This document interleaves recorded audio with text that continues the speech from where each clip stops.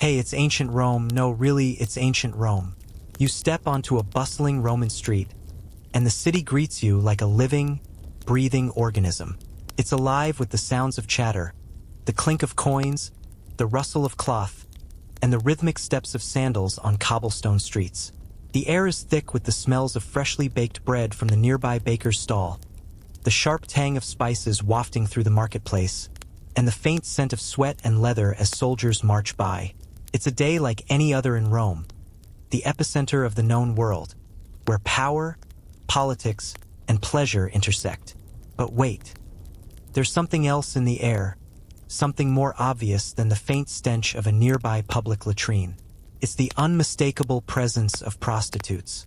You probably wouldn't be surprised to see them here, right? After all, prostitution was deeply woven into the fabric of Roman society. But there's a catch: prostitution in ancient Rome wasn't the dirty, hidden profession that many of us have come to expect. No, it was out in the open, bustling, and shockingly organized. If you weren't careful, you might find yourself caught in a conversation with one of them, or even more, or perhaps find yourself overhearing the deals they were making with soldiers, citizens, and wealthy aristocrats. Prostitution in Rome was not confined to dim alleyways or hidden rooms. Oh no. These individuals were working the street corners, positioned just outside taverns and marketplaces, even right next to the bathhouses, where both men and women came together to wash away their dirt. For them, it was just another part of the day-to-day hustle. There were no hidden doors or shady back alley meetings. It was out in the open, much like how you might encounter a street vendor today. At first glance, it's easy to assume that this was a profession that only the poor and desperate could take part in. After all, these prostitutes were not typically seen as figures of wealth or respect in society. But if you think that's the whole story, think again. The world of Roman prostitution was a complex and layered one, and the women and men who worked in it were just as varied as any other group of people in Rome. You see, prostitution wasn't just a single profession. It was an entire system with different roles, statuses, and places in the hierarchy. Some prostitutes were seen as little more than sex workers for the lowest classes, while others were viewed as high-status courtesans who catered to the elite, even influencing politics in ways that might surprise you. You probably won't survive this journey if you think this story is just about the act of sex. What was most intriguing about ancient Roman prostitutes wasn't just their work. It was how the work they did shaped their lives, the lives of their clients, and the society at large. They weren't all desperate victims, nor were they universally scorned. Many of them were respected for their skills, and some even had quite a bit of social power. Many were integral to Rome's economy, their work even supported by legal structures, though not always without cost. They may not have worn royal robes, but their influence was felt just as much as the Senate's. But let's not sugarcoat it either. While some managed to climb the social ladder, most of the prostitutes were considered low-status citizens. Many were slaves, captured from the far-flung corners of the empire, while others were free women with limited options, pushed into the trade by economic hardship. For some, sex work wasn't a career choice, it was survival. But for others, it was a well-paid job, respected for the work they did. Many of the elite patrons who frequented these high-end brothels treated their courtesans with a certain amount of respect. They were often sought after for their beauty, intelligence, and social charm, and many could even influence political events in Rome through their connections. As you walk through the streets of this ancient city, you begin to notice something odd. Prostitution is everywhere. It's in the markets, the bathhouses, and the theaters. The brothels are marked, but even in the most public of spaces, these individuals make their presence known. Prostitutes would often display advertisements to entice potential clients, sometimes painted on the walls or etched into public spaces for all to see. This is a common sight in Roman cities. You might think of the street corner of a modern town where a sign hangs announcing a sale, but in this case, the signs were promises of pleasure, not products. And, believe it or not, these advertisements were part of the business, making sure that people knew where to go and what services were available. Perhaps the most shocking aspect of all this is just how accepted prostitution was in Roman society. While it might seem surprising to us today, prostitution wasn't a dirty secret or hidden behind locked doors in ancient Rome. It was, in many ways, part of everyday life. It was woven into the culture, accepted by the people, and even regulated by the state. This wasn't an industry kept in the shadows, it was out there, in plain sight. And people didn't just tolerate it, they relied on it. The state didn't close its eyes to the practice. It benefited from it in several ways. Taxes were collected from brothels and prostitutes, and the profession itself was treated as a business like any other, though always subject to specific rules and restrictions. This level of social acceptance is baffling when you consider how shameful the profession has often been viewed in other parts of the world. Ancient Rome's attitudes toward sex work were, in many ways, ahead of their time, and this would have significant consequences in the centuries to come. Their open-mindedness towards prostitution reflected an understanding of the human body and desire that was far more pragmatic and less moralistic than modern cultures. For the Romans, pleasure wasn't shameful. It was a part of life that everyone was expected to experience. And as we'll see later, this attitude towards sex work would evolve as the empire expanded, influencing many of the social structures that we recognize in modern times. Now, dim the lights, maybe turn on a fan for that soft background hum, and let's ease into tonight's journey together. The story of Roman prostitutes isn't just about what they did. It's about who they were, how they lived, and what they mean for us today. This is not a history of victims but of warriors in their way, navigating the streets of a city that never stopped moving. From this moment on, you'll learn how prostitution fits into Roman life, not just as a profession, but as an institution, a social practice, and a reality that touched almost every Roman citizen in one form or another. You might find it hard to believe, but the entire system was far more sophisticated, organized, and woven into the city's daily fabric than you could have ever imagined. Ready? Let's begin. As you continue walking through the vibrant streets of Rome, you start to realize that prostitution in ancient Rome wasn't just about one profession. It was a whole system, with different roles depending on social class, expertise, and the type of work you did. At first glance, it may seem as though all prostitutes were the same, people selling sex in exchange for money, but the reality is far more intricate. There were distinctions based on status, skill, and the kind of clientele each prostitute catered to. The Roman world, after all, was one of rigid hierarchies and social stratification, and sex work was no different. Some prostitutes, particularly the enslaved women or those from the lower classes, found themselves on street corners or in brothels meant for the masses. These women were often seen as disposable, no different from any other commodity in the eyes of society. They were subject to the harshest conditions and earned the least, with their lives often marked by poverty, disease, and abuse. These were the most visible prostitutes in ancient Rome, easily identifiable by their disheveled appearances or their lower-class attire. Their work was often associated with shame, both in their own eyes and in the eyes of society.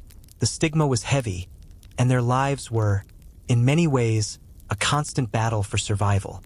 But not all prostitutes fit into this category.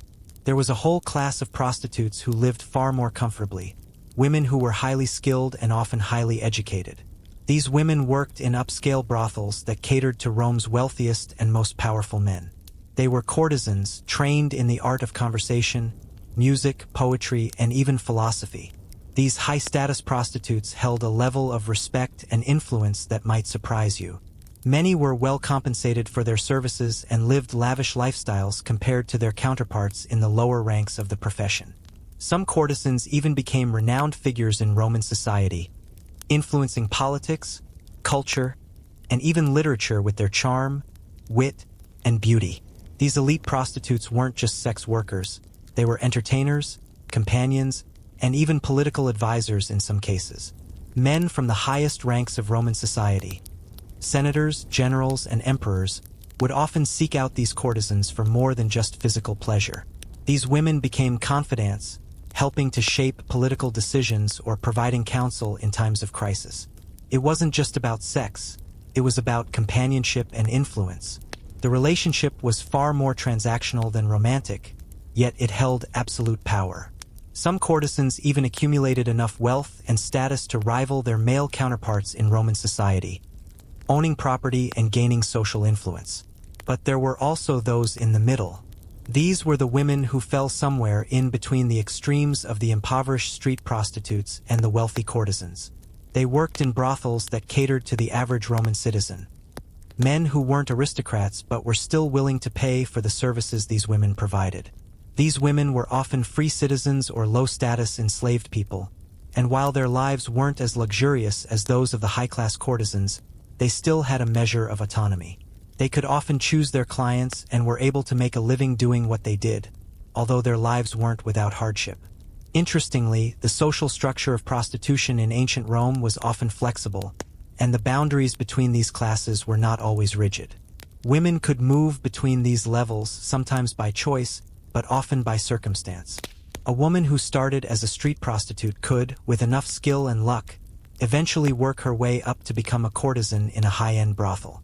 Similarly, a former courtesan who had fallen out of favor or lost her clientele could find herself back in the lower ranks, working in more humble conditions.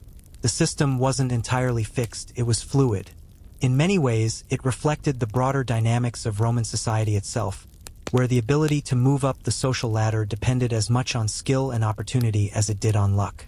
What's also fascinating is that many of these women were able to exert a degree of control over their own lives. Unlike the modern view of prostitutes as powerless victims, many Roman prostitutes had agency within their profession. Those who worked as courtesans or in upscale brothels were able to negotiate their terms and choose their clients. They had some degree of control over their bodies, their earnings, and their time, luxuries that most women in Roman society could only dream of. In this sense, these women were ahead of their time, exercising a level of freedom and independence that would not become common again until much later in history. Of course, that doesn't mean life was easy for any of these women. The life of a prostitute in ancient Rome was still fraught with danger, violence, and discrimination. Even the courtesans, who were often respected, faced the constant risk of being discarded by their wealthy patrons once they had outlived their usefulness. Despite their influence, many of these women were ultimately expendable in a society that valued them only as long as they could perform their work. But that doesn't mean they didn't wield power, they did in their way. The Roman world was one where power and influence could come from the most unexpected places, and the prostitutes of ancient Rome were no exception. As you walk through the streets of Rome, you can't help but notice how this system operates in plain view. The women and men in the trade were an undeniable part of the city's landscape, not just physically, but socially and politically as well. Their lives may have been defined by their profession. Still, they were also shaped by the complex web of relationships and systems in Roman society, systems that weren't just about sex but about power, class, and survival. And in this world, it wasn't just the rich and powerful who had a role to play. It was the prostitutes, too, in their way, shaping the city and its culture with every transaction they made. In ancient Rome, the world of prostitution wasn't just a singular, isolated group of people. They existed within a clearly defined hierarchy, much like the rest of Roman society. These levels were not based solely on how much money a prostitute made or how popular they were. No, their place in society was directly tied to the social standing they occupied within the broader Roman system. Just as the Roman Empire had a rigid class structure, so did its sex trade. Whether you were a high-class courtesan or a lowly street prostitute, your role in this world was determined by your status, and this affected everything from your livelihood to the type of clients you served. At the top of this hierarchy were the high-end courtesans, the equivalent of today's elite escorts. These women were the authentic influencers of Roman society, admired for their beauty, intelligence, and charm. They didn't just offer physical services. They were companions in the truest sense of the word, offering their patrons conversations, advice, and sometimes even political counsel. These women were often highly educated and trained in the art of poetry, music, and rhetoric. Many were sought after by the most powerful men in Rome, senators, generals, and emperors, who were willing to pay top coin for their companionship. But their influence wasn't just limited to their clients. Some courtesans wielded significant political power, able to sway decisions, make alliances, and even influence the outcome of important events. This was no ordinary form of prostitution. This was a social and political tool. Take, for example, the infamous courtesan Cytheris, who played a crucial role in the lives of several prominent figures in Roman history. She was beloved by some of the most powerful men in Rome, including the poet Ovid, and her relationships helped solidify alliances and gain influence that would have been unavailable to ordinary women. The women at the top of this hierarchy didn't simply provide a service.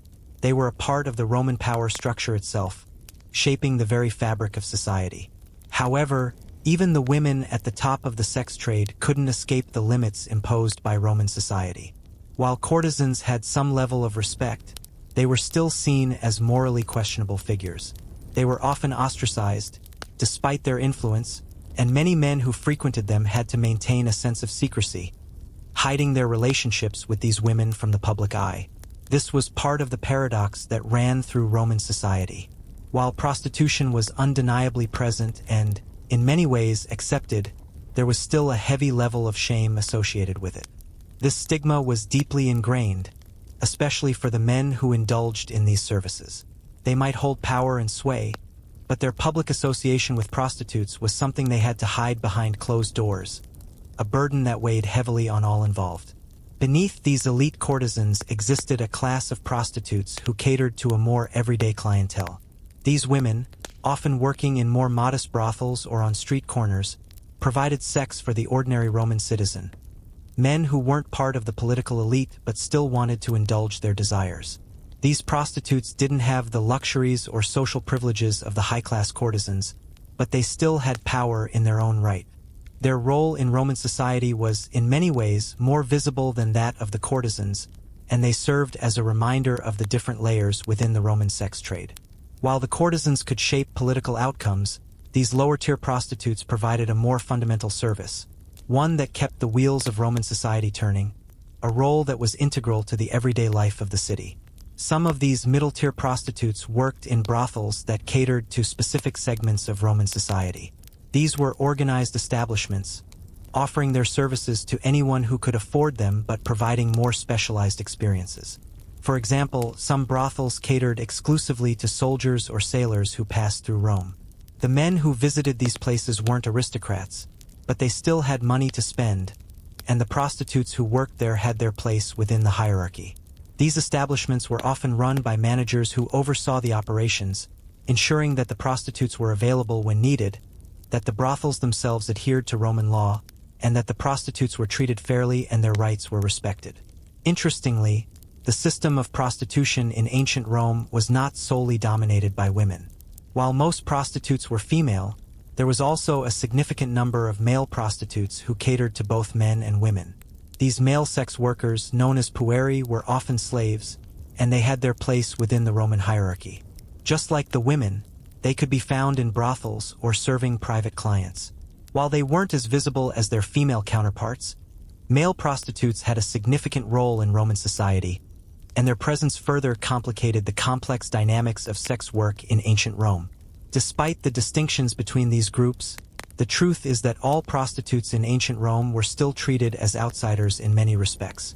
No matter where they sat on the social ladder, they were always marked by their profession.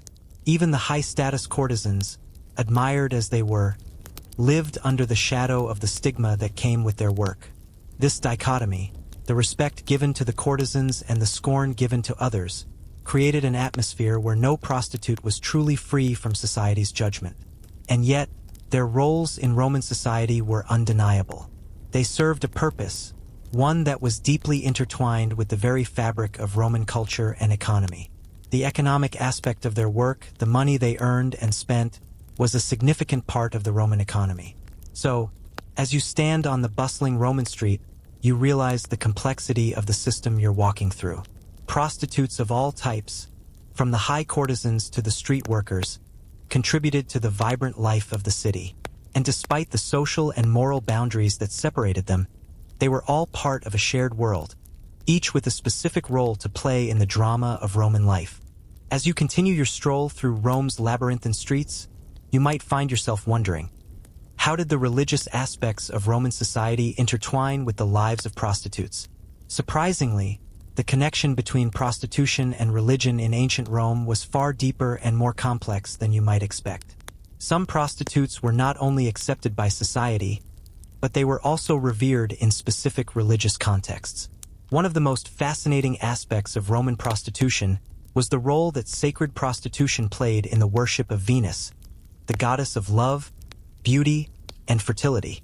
It might sound like something out of a mythology book, but sacred prostitution was an actual practice in some temples, particularly in areas outside of Rome, such as in the city of Pompeii. In these religious practices, some women worked as temple prostitutes as part of rituals dedicated to Venus or other fertility gods. These women, known as sacerdotals, weren't just sex workers in the modern sense. They were considered priestesses, participating in ceremonies and rituals that were believed to ensure the fertility of the land, the prosperity of the people, and the overall well-being of the community. The idea behind sacred prostitution was that sexual acts, performed as part of a religious ritual, could invoke the blessings of the gods. The act itself was seen as a form of worship, with the belief that the sacred act of sex could bring fertility, luck, and prosperity to the people of Rome. These women had a special status, different from that of ordinary prostitutes. They were considered holy and often revered and respected by the communities they served. There was a certain mystique surrounding them. Sacred prostitution wasn't just about satisfying physical needs. It was tied to an ancient belief that sex and religion were intricately linked. However, despite their reverence, these women still existed on the fringes of Roman society. While they were seen as holy figures within the temples, they were still fundamentally outsiders. In many ways, they were caught between two worlds: the world of sacred ritual, where they were elevated to a position of honor, and the world of Roman society, where their profession was still viewed with a mix of respect and disdain. The tension between these two roles, the sacred and the profane, added layers to their experiences, making them some of the most complex figures in Roman culture. This blending of sex and religion wasn't limited to just Venus and the sacred prostitutes. Many temples throughout the empire had associations with sexual rituals and practices. The relationship between religion and sex in Roman culture was far more complex than the simple moralizing we often associate with these two subjects today. For the Romans, sexual acts performed in a religious context were seen as influential acts that could influence everything from the harvest to the fertility of a woman or the success of a military campaign. In other words, the Romans viewed sex not just as a physical act but as a tool for divine intervention. This belief had profound implications for Roman society, shaping not only religious practices but also social norms and individual behavior. Beyond the sacred prostitutes, Roman society also had an institution called concubines. These women, while not exactly prostitutes, were involved in sexual relationships that were structured outside the bounds of traditional marriage. Many wealthy Roman men had concubines in addition to their wives, and the children born of these relationships could sometimes inherit property or status. However, they were not considered legitimate heirs in the same way as those born of legal marriages. The concubines, while not sex workers in the traditional sense, occupied an interesting space in Roman sexual and social hierarchies. They were expected to provide sexual companionship, but also other services, depending on their relationship with their male patron. This complex social structure added layers to their experiences, making them some of the most intriguing figures in Roman culture. Interestingly, the role of sex in religious rituals wasn't just confined to temples. Roman festivals often involved sexual performances or public displays that blurred the lines between sacred and secular. The most famous of these festivals was the Lupercalia, a festival of fertility that took place every year in mid-February. While Lupercalia is remembered for its connection to love and fertility, it also had a much darker edge. The festival involved rituals in which men, often priests, would strip down and run through the streets, whipping women with strips of animal hide in a ritual believed to encourage fertility. Although not directly tied to prostitution, the festival had a strong sexual undertone, with participants often engaging in sexual activity as part of the celebrations. As you walk past the grand temples and shrines scattered throughout Rome, it becomes clear that sex in the Roman world wasn't just relegated to the streets or the private chambers of elite courtesans. It was deeply embedded in the public and religious life of the city. For many, sacred prostitution and sexual rituals were seen as crucial to the functioning of the empire, not just in terms of fertility, but in ensuring that Rome maintained its dominance and prosperity. Sex wasn't something that was hidden away or something to be ashamed of. It was something that was celebrated, used, and integrated into every aspect of Roman life, from politics to religion. This celebration and integration of sex into public and religious life was a unique aspect of Roman society that still resonates in our understanding of human nature and society. The contrast between these sacred acts and the more mundane, often seedy world of street prostitution might seem stark, but they were part of the same broader system. Prostitutes, whether in temples or on street corners, existed as part of a deeply interwoven social structure. Their roles were defined by their place in society, but they also had the potential to influence it. The sacred prostitutes, with their mystique and reverence, had their niche, but they were ultimately part of a system that relied on the very same principles as the more secular aspects of the sex trade. As you reflect on this, you realize that ancient Roman society didn't draw the sharp lines between the sacred and the profane that we might expect today. For the Romans, religion, politics, and sex were all intertwined, each influencing the other in ways that still resonate in our understanding of human nature and society. The women who worked in the temples and those who worked on the streets, whether they knew it or not, were both part of the same grand, often chaotic, social and spiritual experiment.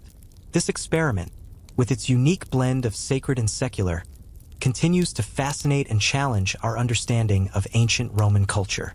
While sacred prostitution and the roles of high-class courtesans were widely accepted in certain parts of Roman society, the legal landscape surrounding prostitution was another story. You might assume that all forms of prostitution in ancient Rome were illegal or forbidden, but you'd be wrong. Prostitution was a heavily regulated industry, with laws in place to control its practice. This legal framework was designed not to condemn or eradicate the profession but to organize and monitor it, ensuring that it remained under control. The laws surrounding prostitution in ancient Rome were rooted in the Roman legal system, which was infamous for its complexity and intricacy. In Roman law, prostitutes were often seen as a necessary part of society, fulfilling a need that was considered just as essential as the work done by bakers or barbers. They were regulated in much the same way as other businesses. Brothel owners had to pay taxes on their establishments, and prostitutes were subject to certain rights and obligations, such as paying taxes or registering with the authorities. Prostitution was one of the few professions in Rome that required official registration. Yes, prostitutes had to be registered with the government, and their work was, in many cases, monitored by the authorities. One law that has fascinated historians is the Lex Scantinia, a law that governed the behavior of both prostitutes and their clients. This law prohibited certain sexual acts, particularly those that were seen as violating the Roman social order. The law specifically targeted sexual acts between free men and other men, viewing them as dishonorable and damaging to the Roman sense of masculinity. While it's true that many of these laws were selectively enforced, the very existence of such regulations shows that prostitution was not only legal but structured within the framework of Roman social expectations. This legal framework was designed with the understanding that prostitution, while a socially marginalized profession, was also an integral part of Roman life. The government, rather than condemning it, sought to control it. Brothels, for example, had to be licensed, and their owners had to pay taxes. Prostitutes were expected to follow certain rules. They had to wear specific clothing that identified them as sex workers, ensuring that their role in society was clearly defined.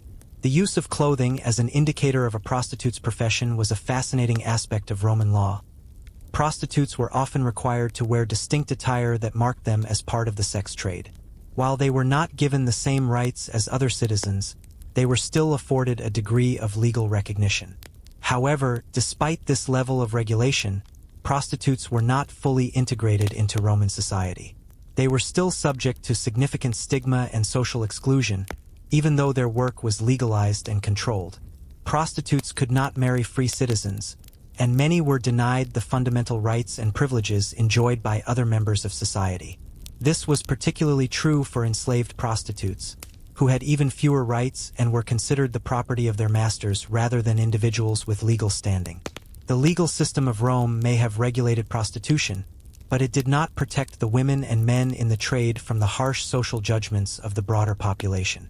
What's particularly striking is the contrast between the legal recognition of prostitution and the moral condemnation that still surrounded it. While prostitution was officially accepted, it was also heavily stigmatized. Prostitutes were often viewed as morally corrupt, their profession linked to shame and dishonor. Yet, the demand for their services never ceased. Prostitution remained a thriving industry in ancient Rome, even as social and legal restrictions continually marked it. The legal regulation of prostitution also helped establish a market for sex work that was comparable to other trades in Roman society. The state, by overseeing brothels and collecting taxes, legitimized prostitution as a business. It was an industry like any other, though it came with its own set of social rules and restrictions. For example, brothel owners had to ensure that their workers were registered, and in some cases, they were even required to provide certain protections for the women they employed. This system ensured that prostitutes weren't completely exposed to the whims of their clients, but it also reinforced their status as a distinct class, separate from the rest of Roman society. Despite the regulation, prostitution wasn't without its problems. While brothel owners were required to register their establishments, there were still illicit, underground brothels that operated without legal oversight. These brothels were not bound by the same rules as licensed establishments and often engaged in illegal activities. Moreover, even in the legal brothels, the conditions could be harsh, with many prostitutes subjected to abuse and exploitation. For enslaved women, prostitution was a form of forced labor, and they had little to no agency in their work. In addition to the laws governing brothels and sex work, there were also laws surrounding the clients who patronized these establishments. Men who frequented prostitutes were not viewed with the same degree of moral judgment as the prostitutes themselves, but their activities were still regulated. For example, the Lex Scantinia prohibited certain sexual acts between free men, particularly those of a homosexual nature. This law was designed to uphold the social order, ensuring that Roman masculinity was preserved and that men did not debase themselves by engaging in sexual acts that were seen as dishonorable. The law reflected the Roman ideal of masculinity, which was tied to the idea of men controlling their desires and maintaining dominance in their relationships with women. As you walk through Rome, it becomes evident that the legal status of prostitutes was both a blessing and a curse. While they were acknowledged as part of society, they were still heavily regulated and marginalized. The laws governing prostitution provided some protections and gave the profession a measure of legitimacy, but they also reinforced the stigma surrounding it. Prostitutes, despite their legal recognition, were still seen as outsiders, their profession marked by a constant tension between the sacred and the profane, the legal and the immoral. Their role in Roman society was both necessary and fraught with contradictions, a testament to the complex nature of sex work in the ancient world. As you venture deeper into the heart of Rome, past the grand temples, bustling markets, and lavish homes of the elite, you can't help but notice how visibly prostitution was integrated into the fabric of Roman life. It wasn't relegated to hidden corners or whispered about behind closed doors. It was public, accessible, and accepted as a part of the urban landscape. Prostitutes were as much a part of Roman society as the soldiers marching in the streets or the merchants hawking their goods. You might even see a brothel right next to a tavern or a bathhouse, blending into the daily rhythm of the city. From the lowliest street corner to the most refined establishment, prostitution in Rome was visible to everyone. Men, women, and even children. Unlike modern societies where sex work is often concealed and marginalized, ancient Roman prostitution was in your face. It was a profession that had an established presence in public spaces. For the Romans, this wasn't a hidden industry, it was a normal aspect of life. The visibility of sex work in the streets, markets, and baths was not just a reflection of a different attitude toward sex. It was a testament to how the city of Rome was organized and regulated. There was a specific normalization of prostitution that would have been striking to anyone walking the streets of Rome, both then and now. Imagine walking down one of the city's grand boulevards, lined with impressive structures and lavish homes. The clamor of daily life fills your ears. Traders negotiating prices, children running through the streets, and the hum of the city all around you. But in between the busy shops and marketplaces, you start to notice something. Minor, painted signs on walls or wooden posts, advertising the services of prostitutes. These signs were part of the landscape, not unlike modern-day billboards or store advertisements. Some were simple, featuring just the name of the prostitute or the brothel, while others were more elaborate, featuring drawings or symbols designed to attract attention. These signs acted as a form of advertisement, letting potential clients know where to go and what services were available. They were as much a part of Rome's public sphere as any other form of commerce. Brothels, too, were openly located throughout the city. Some were discreetly hidden behind ordinary doors or within typical homes, but many were large, well-known establishments that catered to all classes. These were not the dingy, grim places you might imagine. The larger, more established brothels were often surprisingly organized, with several rooms dedicated to different types of services.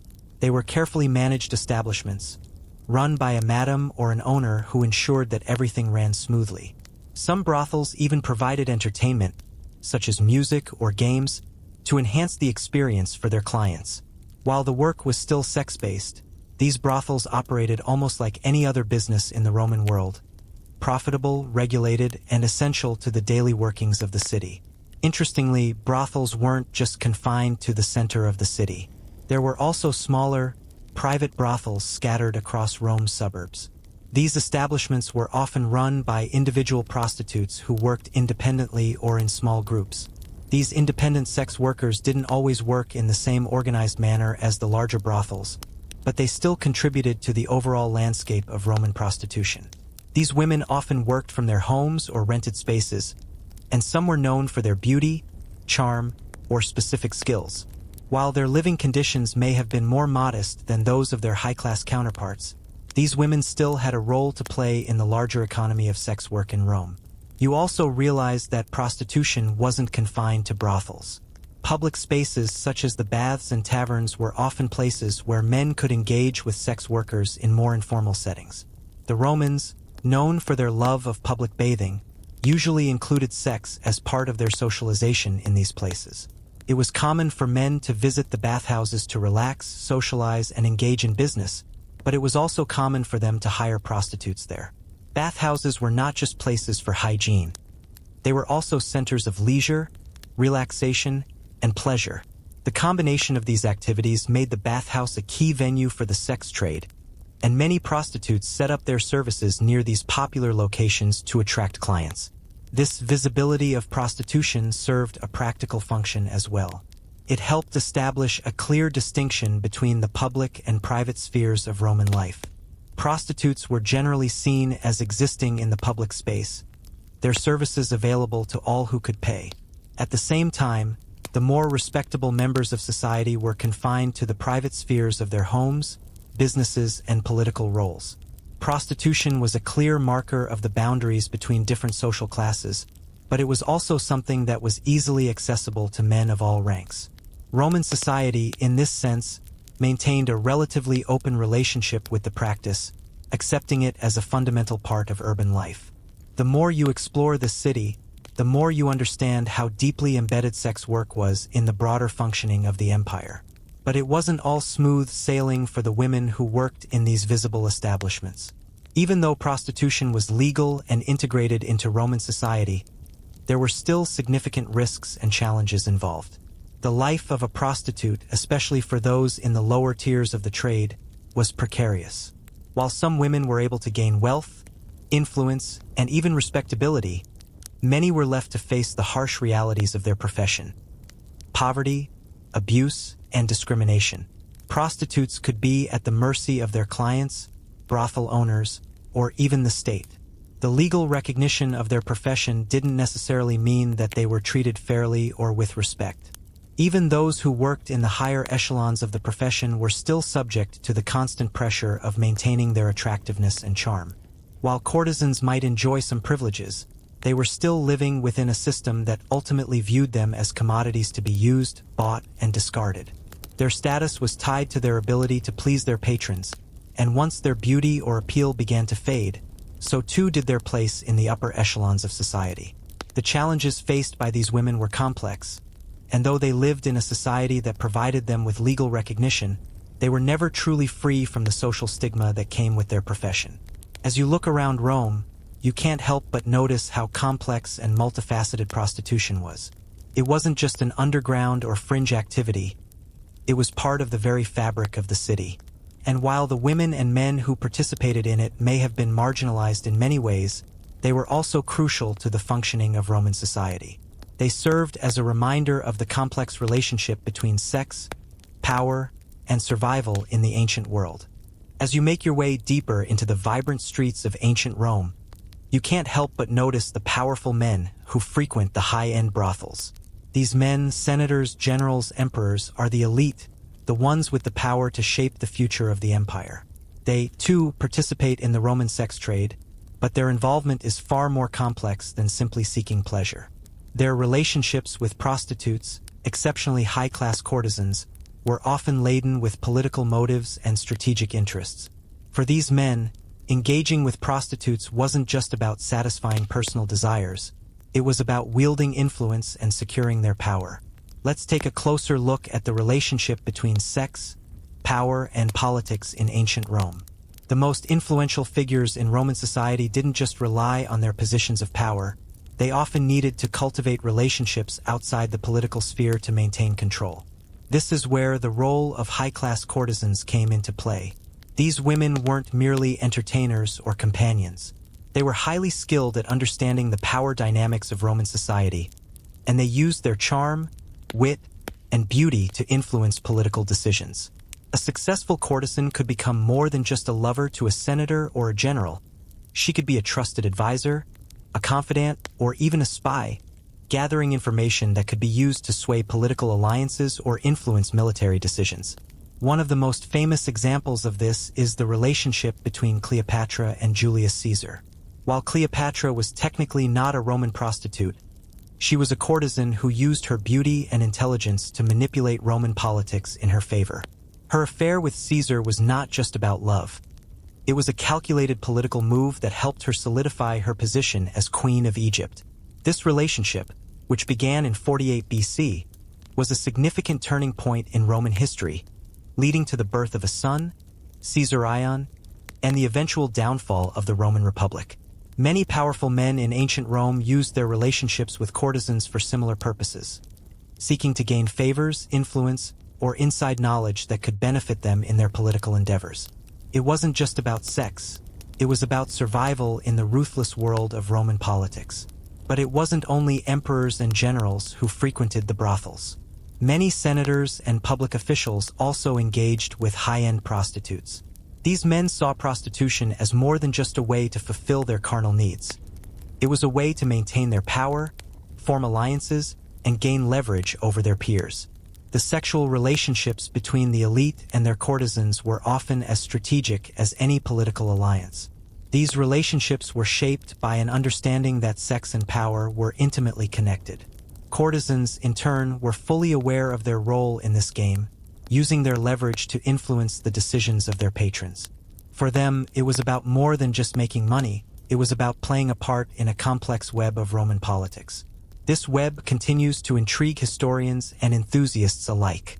It's fascinating to think about how intertwined sex and politics were in ancient Rome. The very men who held the fate of the empire in their hands were often influenced by the women they shared their beds with. The prostitutes, especially those at the higher echelons of the trade, had power that extended far beyond the bedroom. They were not just passive objects of desire, they were active players in the political landscape of the Roman Empire, shaping its direction with their influence.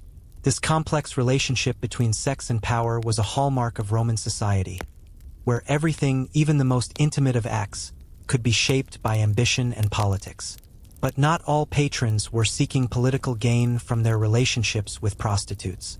For some, these encounters were simply a way to exert control over others, to demonstrate their wealth and status.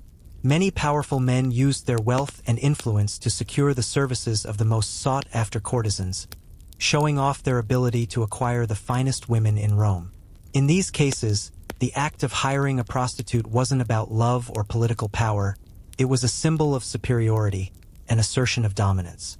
The sexual relationships between elite men and courtesans were often wrapped up in issues of control, power, and status. The complexity of these relationships shows that prostitution in ancient Rome wasn't just about sex. It was about power, politics, and survival. The women who worked in the brothels, especially the high-class courtesans, were not just there to fulfill a basic human need, they were part of the social and political machinery of the empire. Many of these women, often from lower social classes, saw prostitution as a means to gain social status and economic independence. They held sway over some of the most powerful men in Rome, shaping the direction of the empire in ways that we might not initially recognize. These relationships were far more than transactional. They were strategic, calculated, and deeply intertwined with the political fabric of Roman society. It's also important to remember that while the courtesans had considerable influence, they weren't necessarily in a position of absolute power. Many of them were still subject to the whims of their patrons, and their positions could be precarious. A courtesan's status could rise and fall with the fortunes of the men they associated with. They could become influential figures, but they could also be discarded just as easily. This constant negotiation of power marked their lives, a balancing act between influence and vulnerability. They were at the mercy of the men who controlled their fate. Still, they also wielded their forms of power, making them some of the most fascinating and complex figures in Roman society, deserving of our empathy and understanding. As you walk through Rome, you begin to see just how much sex work and politics were tied together. The world of prostitution was more than just a business. It was a space where power dynamics were constantly in play, where sex and politics were fused into a complex, high-stakes game. The women who worked in the brothels, especially those at the top of the social ladder, were not just part of the background. They were key players in the ever-shifting power structure of ancient Rome. As the day begins to fade in Rome, you start to feel the weight of the ancient city around you. It's easy to imagine the bustling streets and the steady pace of the city, but there's a darker side to this world, a side that is often overlooked when we think about Roman prostitution. While many prostitutes, especially those at the top of the trade, wielded a certain level of power and influence, for most, the reality of their profession was far from glamorous. The stigma, the hardships, and the struggles that many of these women faced are a testament to the complex and often harsh nature of sex work in ancient Rome. The social stigma surrounding prostitution in Rome was something that many of the workers had to face daily. While sex work was, in many ways, normalized and legalized, it still carried a heavy social burden. Prostitutes, particularly those in the lower ranks of the profession, were often viewed as morally corrupt and were excluded from many of the privileges and rights granted to other members of Roman society. They were seen as the outcasts, the ones who existed outside the respectable boundaries of Roman life. The stigma attached to prostitution was a significant obstacle for many women, and it was something they had to navigate constantly. For many of the street prostitutes and those working in lower-end brothels, life was a daily struggle. Most of these women were enslaved people or poor free citizens who had few options for survival. Many had been sold into the profession, either as enslaved people or as a result of unfortunate circumstances. While some might have entered the trade voluntarily or as a means to achieve some level of independence, most were trapped in a cycle of poverty and exploitation. These women often lived in dire conditions, facing not only the risks of disease and abuse, but also the constant threat of violence from their clients or the brothel owners who controlled them. What's particularly striking is that even though prostitution was legalized and regulated in Rome, there was very little protection for those at the bottom of the hierarchy. Prostitutes in lower-end establishments, mainly enslaved women, had no legal rights. They were the property of their masters or brothel owners and could be sold, traded, or discarded at will. Their status was akin to that of any other enslaved person in Rome, utterly dependent on the whims of those who owned them. Even free women in the profession had little legal recourse. They could not marry freely, and their children were often considered illegitimate. While the state collected taxes from brothel owners and even regulated the profession, it did very little to protect the women who were the backbone of the trade. In addition to the physical dangers of their work, prostitutes also faced the emotional and psychological toll of their profession. Many women in the sex trade were isolated from their families and communities, forced to live in brothels or work in the streets, and cut off from the social support that might have helped them. Even those who worked in more respectable brothels faced constant social exclusion. Prostitutes were often banned from participating in certain religious ceremonies or from attending public events. While the elite courtesans might have had some measure of respect, they were still seen as part of a morally questionable profession. For the majority of prostitutes, their status as social outcasts was something they could never escape. Yet, even within this harsh system, some women found ways to gain power and independence. The women who worked in the more respected brothels, those catering to the wealthy and powerful, often had more autonomy than their counterparts in lower-tier establishments. Many of these women were able to negotiate terms with their clients, choosing who they would see and when. Some courtesans accumulated considerable wealth and influence, sometimes owning property or managing their businesses. These women often could use their charm and intelligence to maintain a sense of control over their lives, despite the stigma that surrounded their profession. But even for these women, their power was precarious. They lived at the mercy of their clients, and once their beauty or desirability faded, their place in Roman society became less secure. The economic realities of prostitution in Rome were complicated. While the high-class courtesans could earn substantial amounts of money, the majority of prostitutes made little. The vast majority of sex workers were not wealthy. They were struggling to get by. Many worked long hours under harsh conditions, earning only enough to survive, if even that.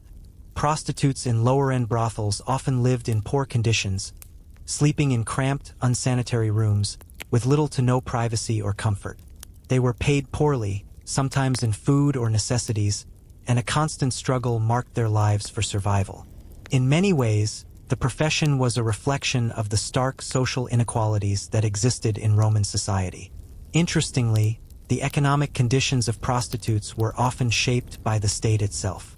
The Roman government, while officially regulating prostitution, also profited from it. Taxes were levied on brothels, and the government made money from the registration of prostitutes. In some cases, even the military made use of prostitution, with soldiers visiting brothels as a means of relieving stress during their deployments. The military's reliance on prostitution was part of a larger system in which sex work played a role in maintaining the empire's stability, even as it further entrenched the exploitation of those involved. The legal status of prostitutes in ancient Rome was a paradox. While their profession was legalized and regulated, they were still largely excluded from society. They were visible yet invisible. They were necessary yet treated as morally corrupt. And for most, their lives were marked by a constant tension between survival and shame. Yet, despite the hardships, prostitution in ancient Rome continued to thrive. The demand for sex was unrelenting, and the women who worked in the trade were a crucial part of the city's economic and social system. As you walk past the busy brothels, the bathhouses, and the market stalls of Rome, you can't help but reflect on the lives of the women and men who worked in the city's sex trade. They were more than just objects of desire. They were integral to the workings of Roman society, existing at the intersection of power, survival, and stigma. Their lives were complex and challenging, and their contributions to the empire were often overlooked. But in the harsh realities of the Roman world, they managed to survive, adapt, and even thrive. They were the hidden architects of Roman society, shaping the empire in ways that are still felt today. You find yourself drawn toward the heart of Rome's bustling nightlife, where the brothels are not just places of work but vibrant centers of social activity, each with its distinct character. These establishments were much more than just rooms with beds. They were complex, often surprisingly well-organized businesses that catered to a wide variety of clients. If you thought brothels were simply seedy, grim places, think again. Roman brothels, or lupae, were far from the dark and dreary establishments often depicted in popular media. They were lively, colorful spaces, sometimes adorned with elaborate murals, decorative mosaics, and statues that told the story of Roman sexual culture in vivid detail. The layout of these brothels was often intricate, designed to cater to different levels of clientele and services. The buildings themselves were usually multi-story structures, often with several rooms on each floor. Each room had its distinct function, with some rooms designed for quick encounters while others were more luxurious, offering a higher level of privacy and comfort. The more expensive brothels provided an intimate setting for those seeking longer, more personal interactions. In contrast, others were designed for a more transactional experience, catering to the everyday man on the street. The walls of these establishments often contained murals depicting scenes of eroticism or fertility, sometimes drawn from mythology or the everyday lives of Romans. These images were not considered scandalous or shameful in the way we might think of them today. They were simply part of the vibrant cultural atmosphere of ancient Rome. Sex and erotic imagery were commonplace throughout Roman society, not just in brothels but in homes, public spaces, and even in temples. The sexualized imagery of the lupanar was part of the larger, openly sexualized culture of the Roman Empire, where pleasure was seen as a vital, natural part of life. The brothels also catered to a wide array of customers. While the majority of their clientele were men, they also served women, either as clients in their own right or as companions for other women. Some brothels were known for catering to soldiers or sailors, men who were away from home and sought relief during their deployments. Other establishments served wealthy clients, often offering a more luxurious and intimate experience for those willing to pay a higher price. Regardless of the clientele, the workers in these establishments were expected to provide a service that catered to the specific desires and needs of the customer. The business of prostitution in Rome was so structured that many brothels had established managers or madams who oversaw the day-to-day operations. These women, and sometimes men, were responsible for the hiring, training, and payment of the prostitutes. They were often skilled businesswomen who knew how to run a successful operation, and they played a crucial role in the maintenance of these establishments. In some cases, madams could become quite wealthy and influential, having the power to hire and fire prostitutes based on their performance. They were often seen as the gatekeepers of the brothel, ensuring that their workers adhered to the rules and provided the services expected by clients. Despite their public acceptance, however, brothels were not entirely free of scrutiny. They were subject to specific regulations that ensured the health and safety of both the prostitutes and the clients. Brothel owners were required to register their establishments with the authorities, and the prostitutes themselves were expected to pay taxes and follow a set of rules regarding their conduct. These regulations were meant to ensure that prostitution remained a controlled and profitable industry.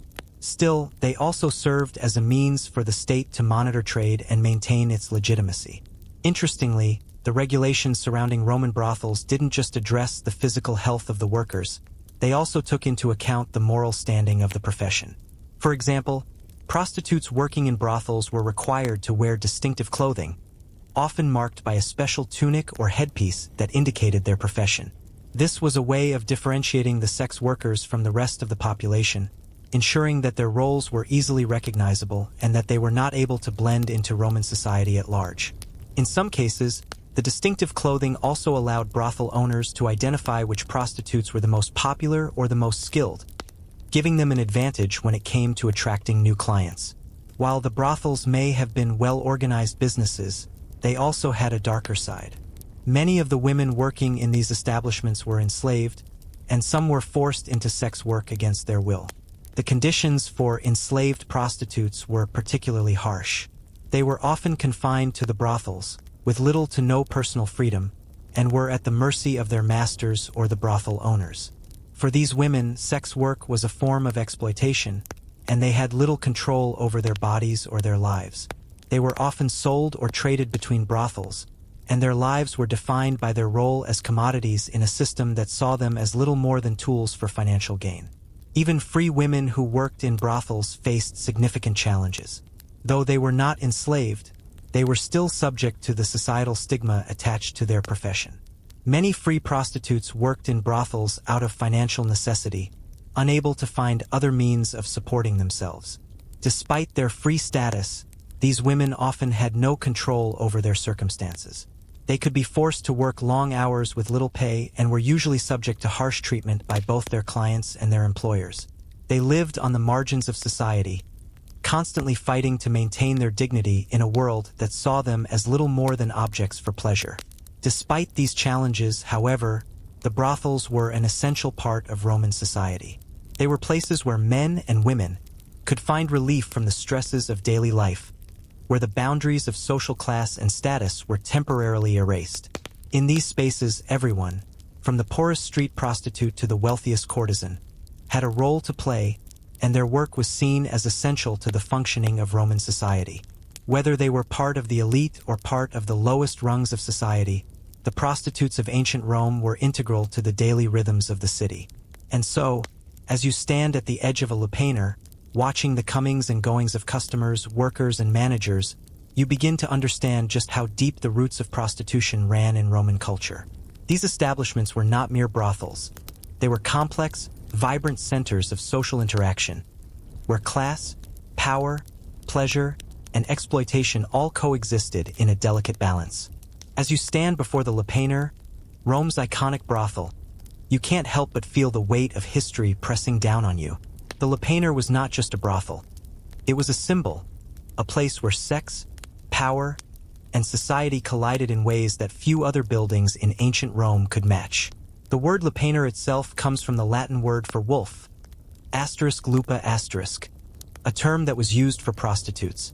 In Roman culture, wolves were often associated with the wild, untamed side of nature, a symbol of something both dangerous and alluring. This name, lupanar, was fitting because these brothels, where the wild nature of desire met the pragmatic needs of Roman society, were, in their way, places of contradiction.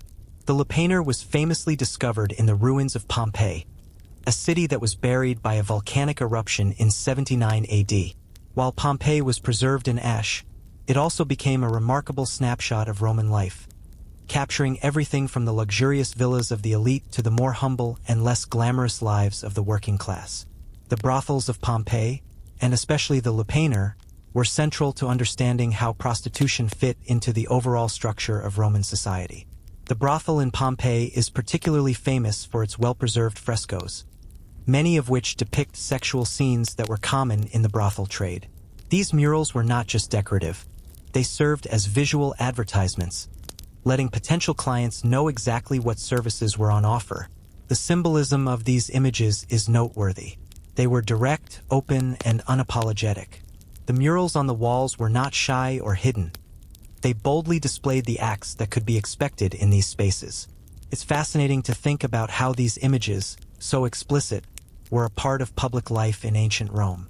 Unlike today, where explicit material is often censored and hidden away, these images were a regular part of the cultural landscape, serving as a reminder that sex was not something shameful, but a part of the natural order. The lupanar wasn't just an establishment for men to satisfy their desires. It was a place that told you something fundamental about Roman society.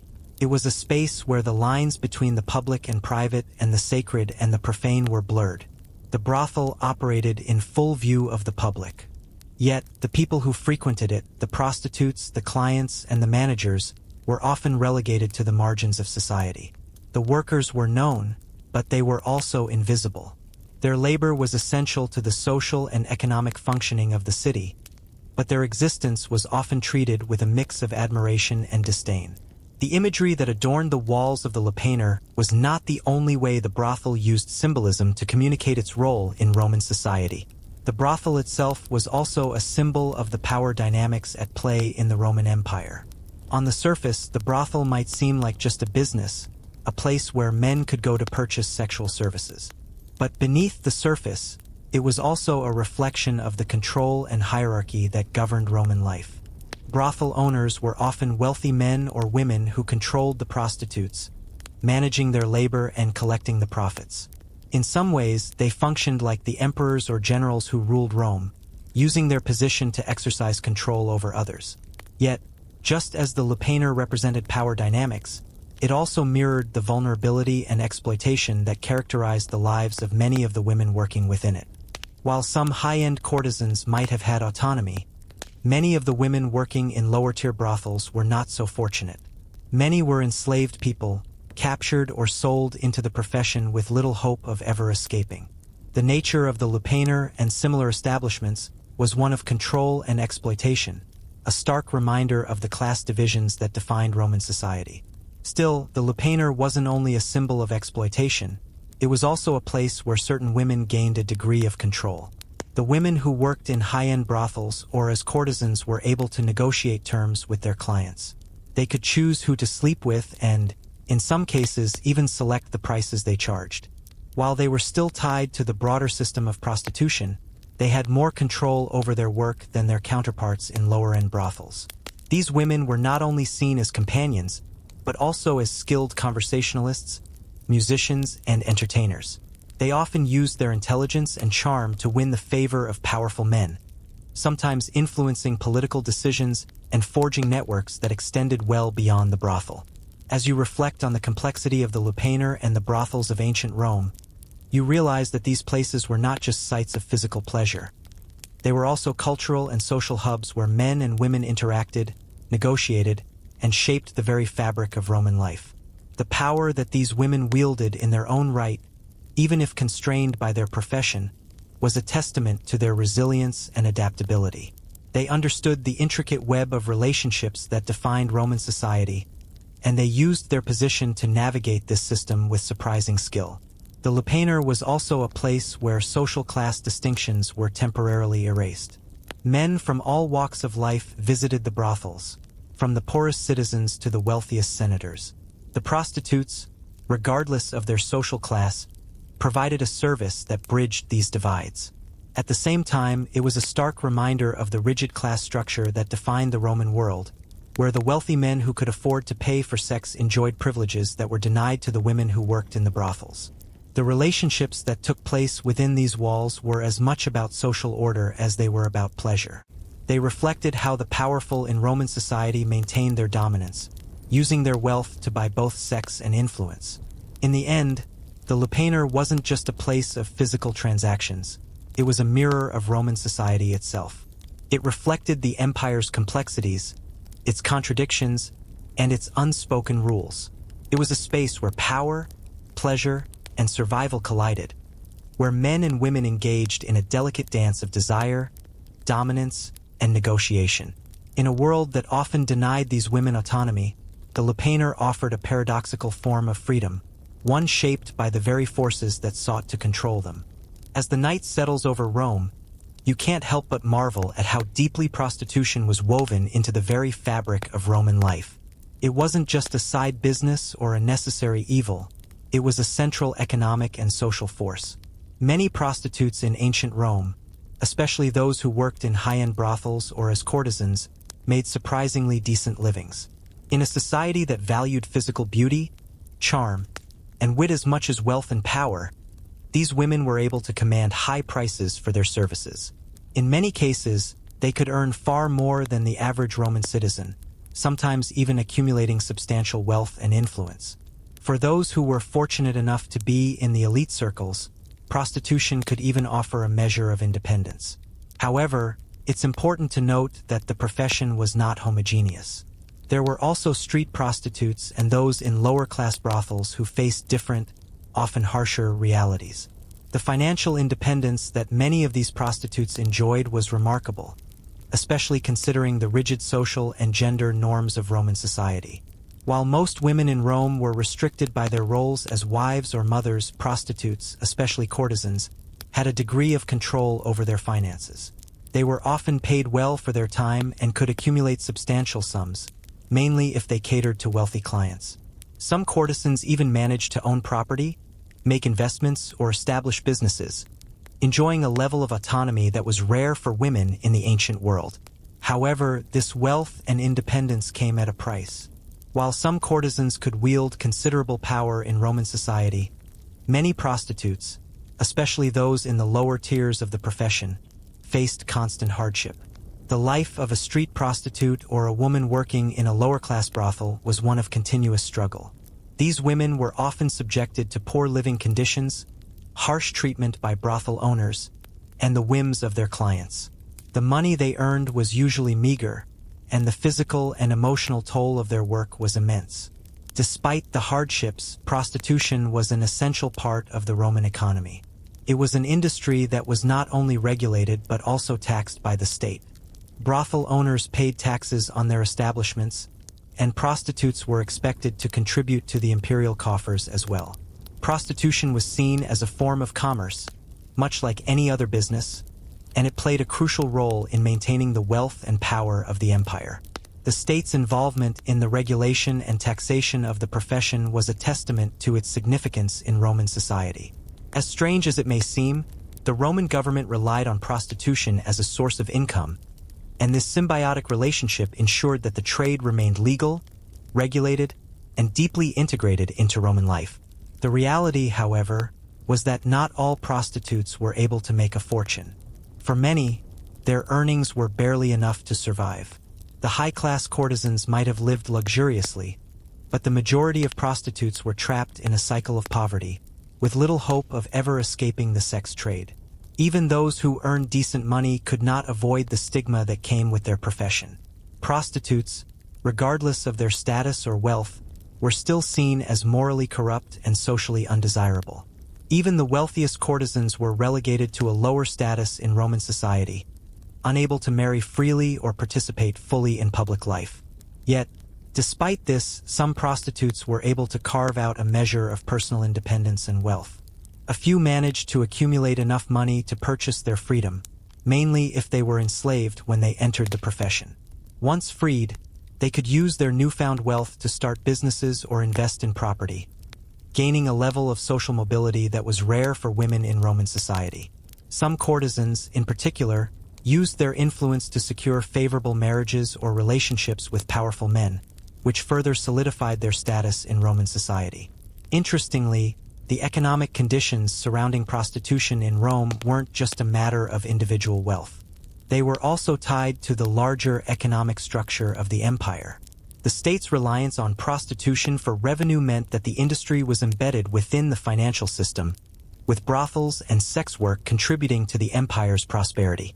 In a way, prostitution was just another cog in the machine of Roman capitalism.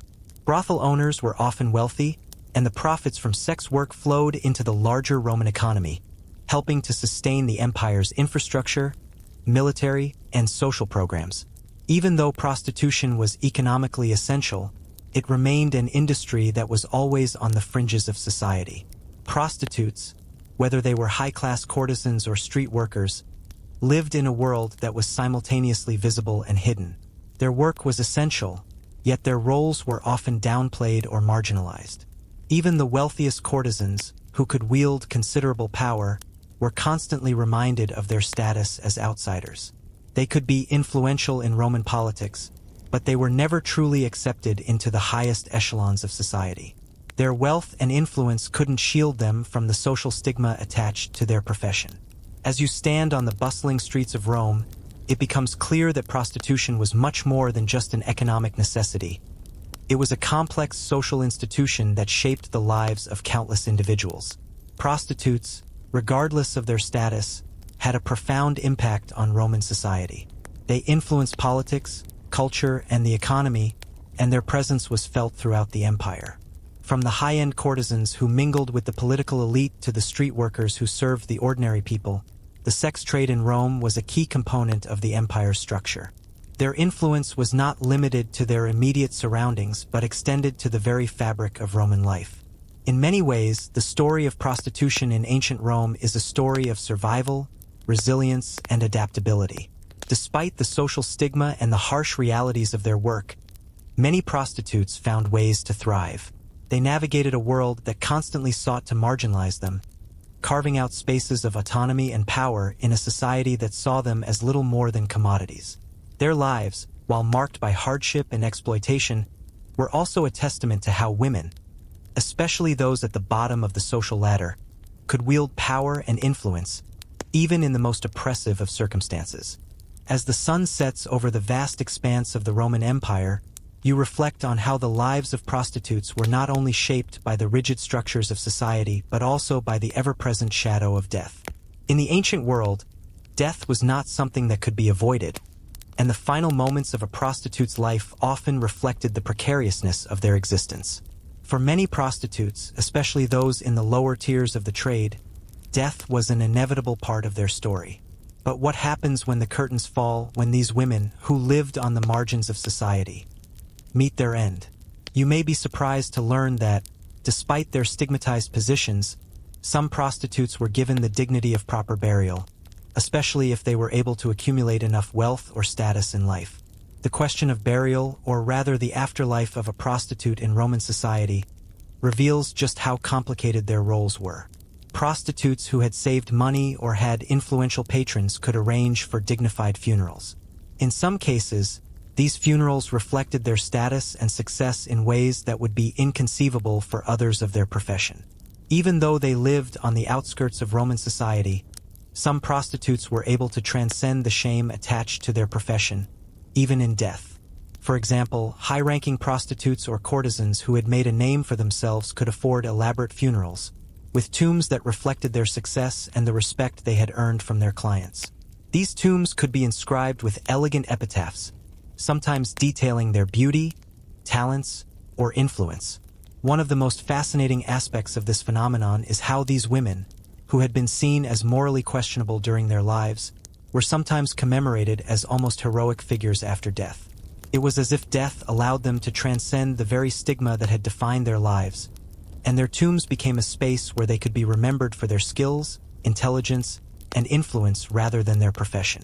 Yet, not all prostitutes were so fortunate. For many, death meant an unceremonious end, often with no formal burial or recognition. Enslaved prostitutes, in particular, faced a grim fate. They had no rights, no autonomy, and usually no one to mourn them when they died. Many were buried in mass graves or left to be discarded, their bodies unmarked and their lives unremembered. These women, who had lived and worked under the control of others, had no control over their final moments. Their remains would often be scattered, forgotten, much like the lives they led. This stark contrast between the fates of prostitutes in death speaks volumes about their status in Roman society. While some could achieve a certain level of respect and even luxury, others were relegated to the fringes, where their lives and deaths were treated with indifference.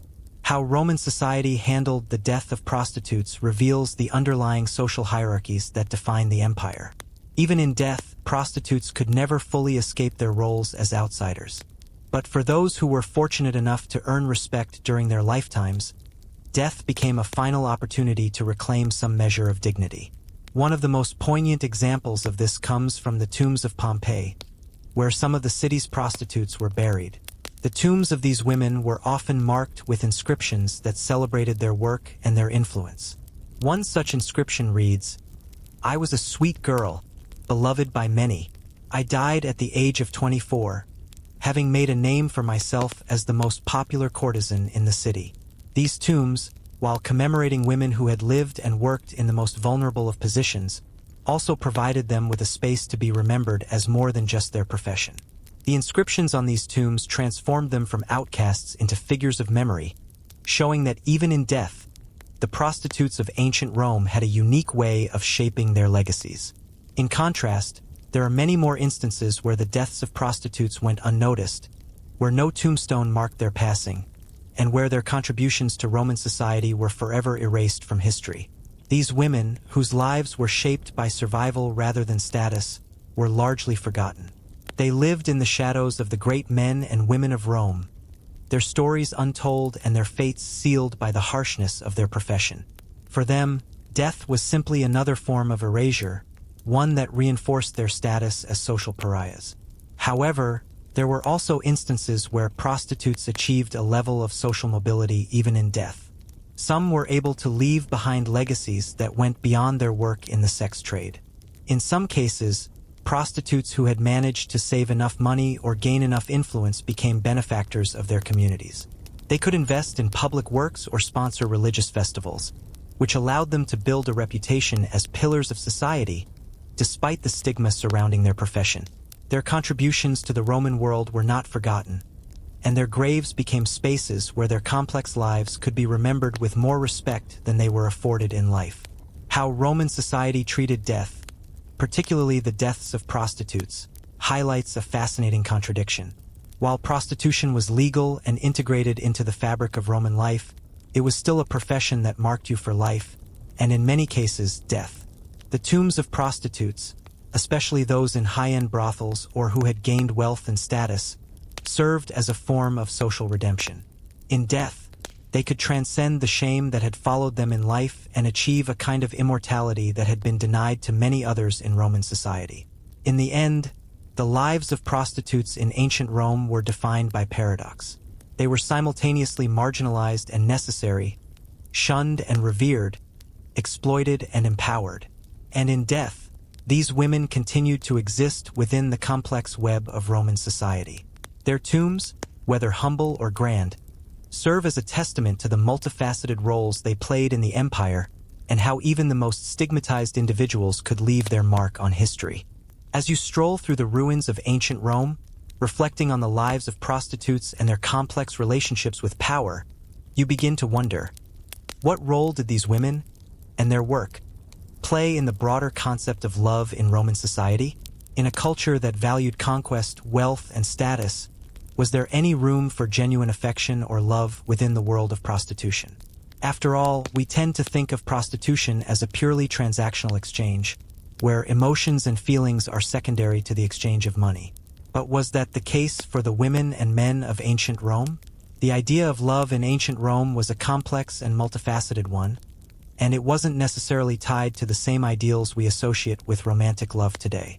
For many in Roman society, love was something reserved for the elite classes, those who could afford to indulge in the luxury of romantic attachment. But for the prostitutes of Rome, love wasn't always something they had the luxury to seek or experience in the traditional sense. The transactional nature of their work meant that most prostitutes didn't engage in love in the way we understand it today. For them, love was often something that didn't factor into their relationships with their clients. However, there were exceptions, and as you dive deeper into the lives of these women, you realize that the reality of their circumstances shaped their understanding of love. For many prostitutes, especially those who worked in high-end brothels or as courtesans, love wasn't about romantic attachment or personal feelings. It was about the ability to connect with their clients on a deeper level than just physical pleasure. These courtesans were often highly skilled at navigating the emotional needs of their clients, offering companionship, conversation, and intimacy that went beyond the sexual. Their relationships were more about emotional connection and support than traditional love as we might think of it. Courtesans were companions, confidants, and advisors to their patrons, and some of these relationships could feel deeply personal.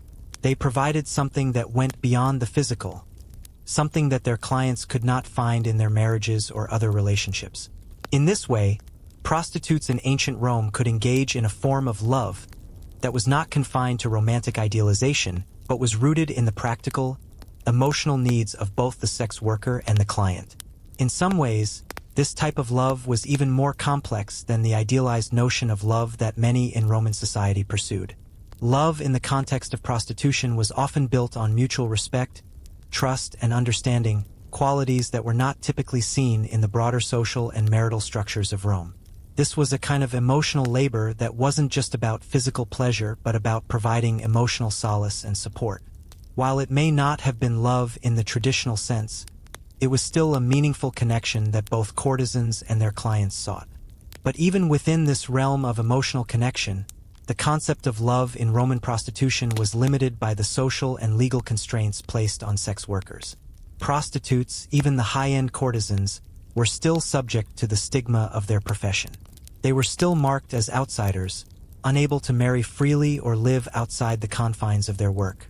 While some courtesans found ways to forge relationships with their patrons that might resemble love, they were still restricted by the fact that their work was transactional.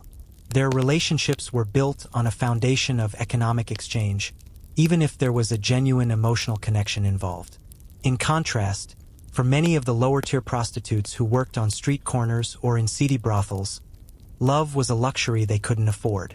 For them, sex was purely transactional, driven by the need to survive in a society that offered few alternatives. Their relationships with clients were not about emotional connection or affection. They were simply about fulfilling a physical need. These prostitutes didn't have the opportunity to build the kinds of emotional bonds that their wealthier counterparts might have had. Instead, their interactions were driven by necessity and survival. However, even in this harsh environment, love, or at least affection, sometimes managed to creep in. Some prostitutes formed lasting relationships with their clients, and in rare cases, these relationships led to marriage or more meaningful companionship. These rare instances, though, were exceptions to the rule.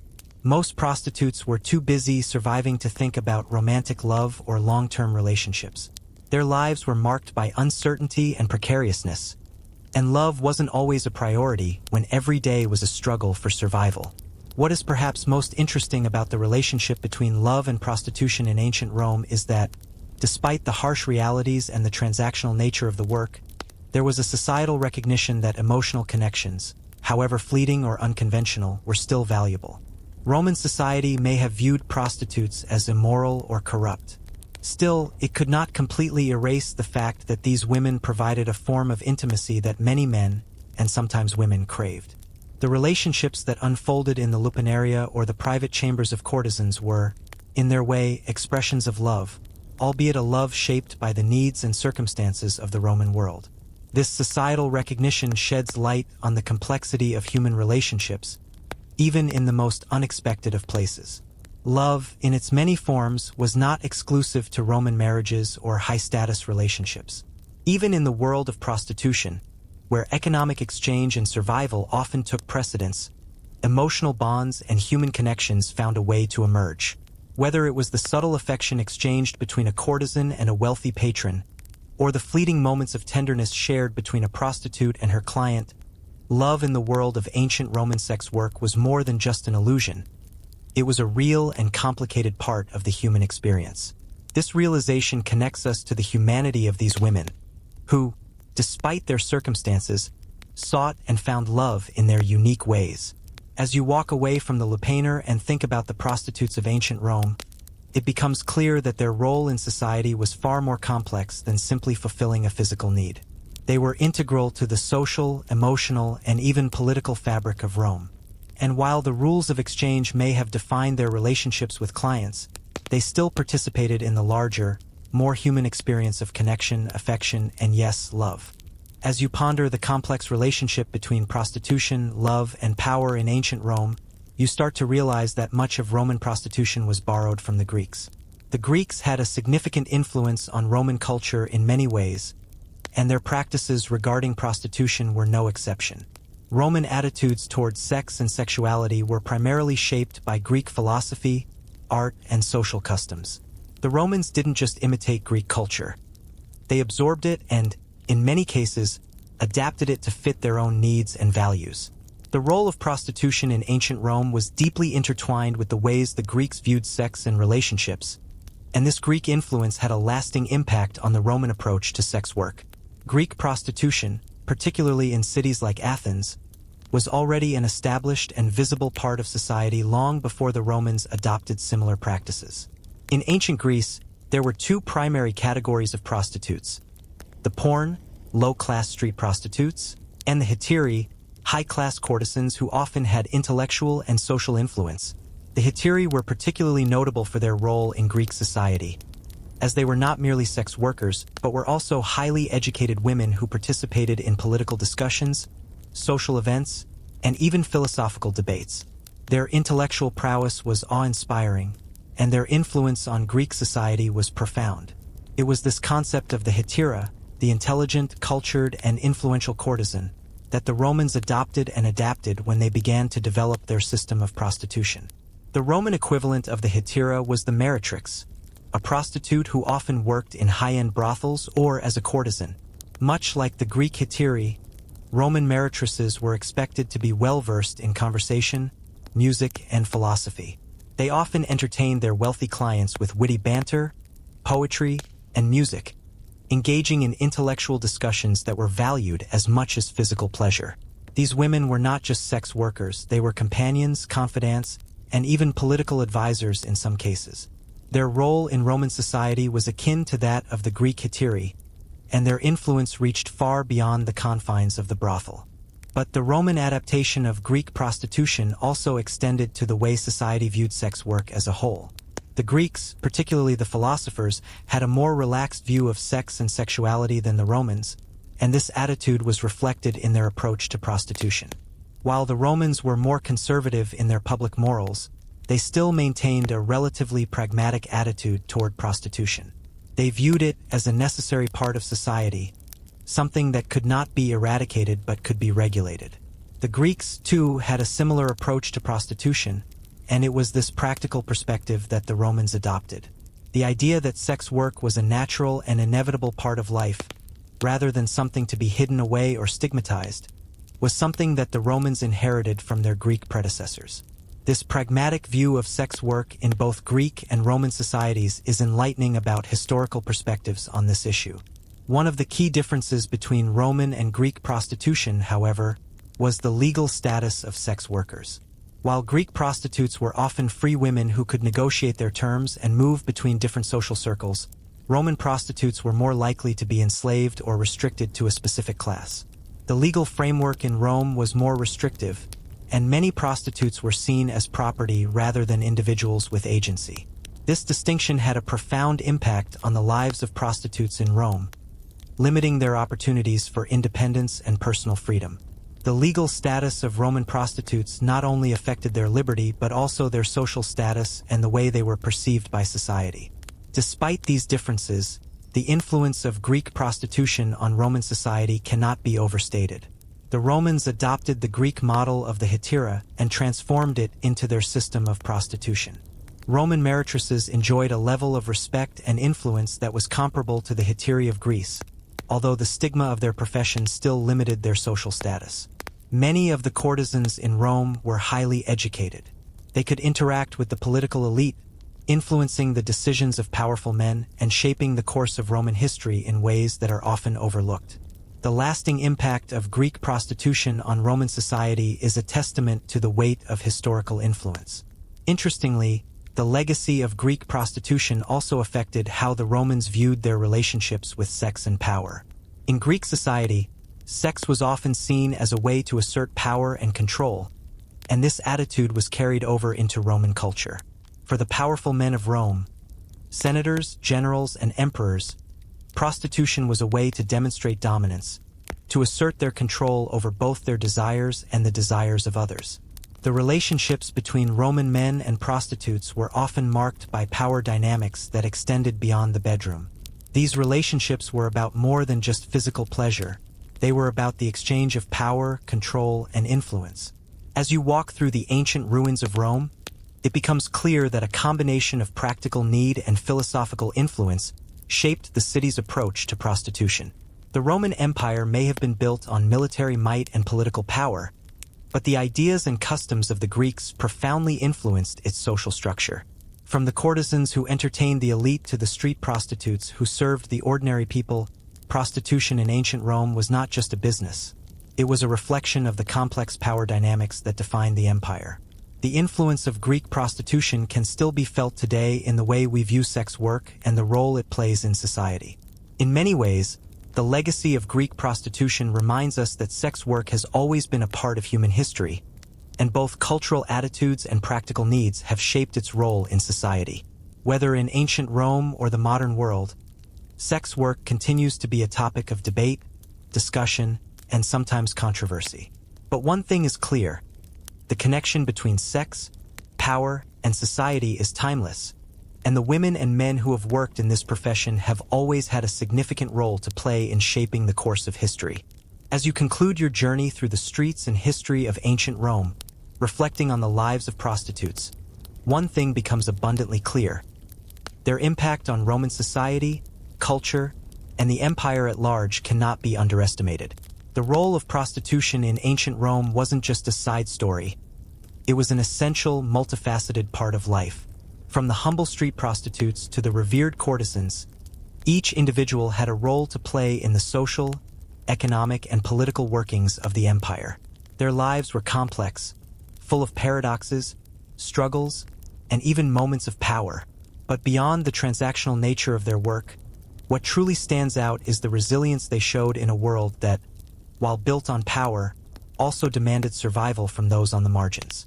The legacy of Roman prostitution is a reminder of the fluidity of power and how the exchange of sex, whether as part of a political alliance or as a mere transaction between individuals, can shape the course of history. Prostitutes, despite the stigma they faced, often held more power than society wanted to acknowledge.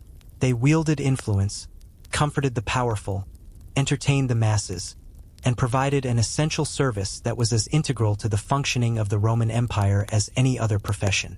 Historians still argue whether the high-end courtesans who influenced political decisions truly held power or were merely pawns in the grander schemes of Rome's elite. Some claim they were shrewd political players, while others believe they were exploited, used as tools in the pursuit of power. What remains certain, however, is that their influence was felt across the empire, from the walls of the lupae to the private chambers of senators and emperors. These women, often confined by their roles, nonetheless found ways to navigate the complexities of Roman life, leveraging their beauty, intelligence, and wit to build networks of influence. On the other hand, for the majority of prostitutes, especially those in the lower echelons of the trade, life was far less glamorous. For them, prostitution was not a form of empowerment, but a grim necessity driven by survival. Yet, even in these dark corners, these women found a way to exist, to carve out some form of autonomy in a society that afforded them little. Their lives may not have been as visible as those of their more influential counterparts, but they, too, played a crucial role in maintaining the social structure of Rome. They were, in essence, the invisible workers whose labor supported an empire that relied on the trade of bodies and desires. Looking back at the broader picture, it's impossible to ignore the economic role that prostitution played in the Roman Empire. It wasn't just about the prostitutes themselves, it was about how sex work fit into the larger machinery of Roman commerce. The industry was taxable, regulated, and controlled, ensuring that the state could benefit financially. In this way, prostitution was no different from any other business in Rome, except that it was morally marginalized, with its workers treated as both necessary and expendable. The Roman state, like the brothel owners and clients, relied on the transaction of sex for economic and social stability, making it an integral, albeit overlooked, part of the empire's legacy. In the end, what you've learned from the story of Roman prostitution is that it wasn't a simple tale of vice or corruption. It was a tale of survival, of power, and human resilience. These women, who lived in the shadows of Roman society, influenced its workings in ways that history often overlooks. They were both victims and survivors, pawns and players in a game where their bodies were both their most significant asset and their most tremendous burden. The way their lives intersected with the political, social, and economic systems of Rome shows us just how much the personal and the political can be intertwined. Now, as the sun sets on this journey through ancient Rome, you reflect on the complex world you've encountered. The brothels, the courtesans, the laws, the politics. Everything has come together to form a multifaceted view of an empire that was both progressive and oppressive. The prostitutes of ancient Rome were neither saints nor sinners, but individuals who navigated an empire that, like all empires, was built on the delicate balance of power, survival, and exploitation. It's easy to see them as mere footnotes in history, but their lives tell us much about the Roman Empire. They remind us that behind every great civilization lies a network of often overlooked individuals whose labor, sacrifices, and struggles keep the wheels of society turning. Whether they were working in the shadows of brothels or influencing the lives of emperors, the prostitutes of ancient Rome were far more than just sex workers. They were a testament to the enduring complexities of human survival in a world that valued power above all else. So, as you close this chapter of Roman history, you leave with a new perspective on the roles these women played in shaping the world around them. Their story may not be one of glory or fame, but it resonates deeply with the lessons of power, survival, and resilience. And in the end, it is their quiet but powerful influence that serves as the true legacy of Roman prostitution. As the night grows deeper, you can feel the weight of the journey you've just taken through the hidden corridors of Roman life. The prostitutes of ancient Rome, those figures often pushed to the edges of society, are no longer just distant historical subjects. They've become a part of the complex web that held Rome together, a reflection of its contradictions, its struggles, and its power dynamics. Their lives, marked by hardship and resilience, reflect the tensions inherent in any society between survival, exploitation, and influence. What remains clear is that these women, whether they were high-end courtesans or humble street workers, were vital to the fabric of Roman society. Their work, though often stigmatized, was a part of the economic and social machinery that kept the empire thriving. In the same breath, their role in politics, culture, and power shows how deeply intertwined sex and survival were with the empire's structure. In the end, the prostitutes of ancient Rome remind us that history is rarely as simple as we often want it to be. They were more than just objects of desire or mere footnotes in the grand narrative of the empire.